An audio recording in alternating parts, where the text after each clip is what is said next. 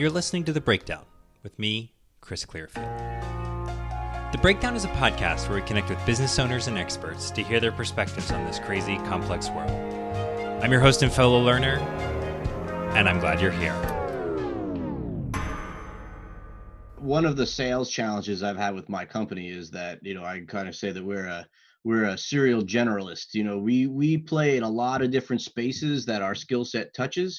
And in almost all those spaces, there are specialists. So whether it's studio television or theme parks or museums, there are people that just do that. Right. And we're often competing against those people, and we lose to them a lot of the time. And, in a way, like, talking about alignment with clients, like one of the things I've learned to do, and it started out as a little bit of a, like, I got to come up with some, bullshit around this to get people to win against people who are specialists when we're not. But I, started talking to people about this idea where the way that I think and the way that we work is a little bit agnostic of the industry. And I think what that does for you is you don't do everything the same way.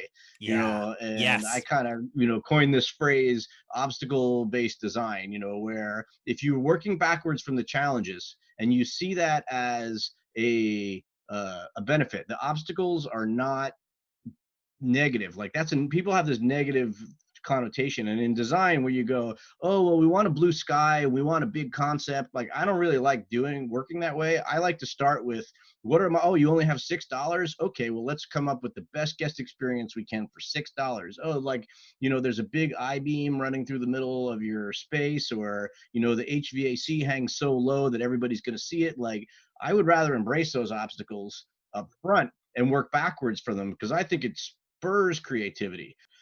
Yeah, well, and I think there is, the bullshit thing is something that all of us in a sales role are tempted to do. But there's also a way in which I think it's easy to forget that the real power in sales, or like one of the real powers in sales, is to disqualify somebody quickly.